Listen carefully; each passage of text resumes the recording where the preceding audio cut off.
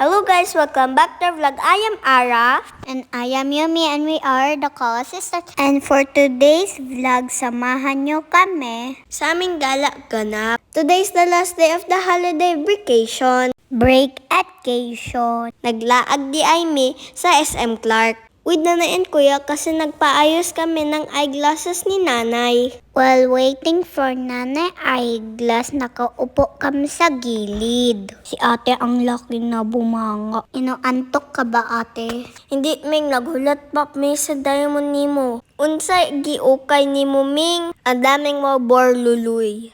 Gitago ming. Hide ko yan ate para hindi mo makunin. Sharing is caring, sabi ni mami. Dahan-dahan na kami, nag-request kami kay mami ng brownies at cupcake. Dahil si kuya nag-haircut, we decided to tambay in chat time. Ang dami pala tao dito sa SM. Kasi last day ng holiday. Dahil bukas may pasok na ulit. Si kuya nagpapogi kasi may sikreto pala. Adyan kasi yung crush niya. Ay!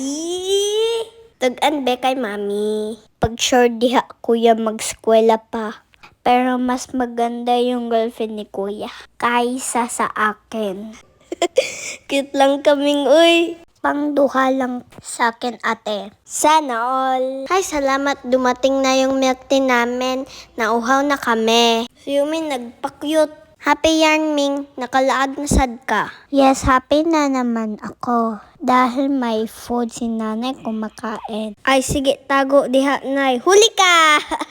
Kain daghan nay para mawala yung stress. Nag-request si nanay maggala kami kasi tomorrow busy na naman kami sa school. That's why naggala kami ni nanay. Yumi ayaw pagdagan, uubuhin na naman ikaw. I'm happy kasi ate. Dahil uhaw na naman ako. Pa-taste ng melty nyo. Dahil late na at dinner time, naghanap kami ng makainan. Pag sure diha ate nabulol. Nasad ka. Sure bitawing. Naglakad-lakad muna kami kasama si kuya. And we decided to eat mang inisal na lang. Sarap, kain tayo! That's all guys. Thank you for watching. See you in the next vlog. Bye!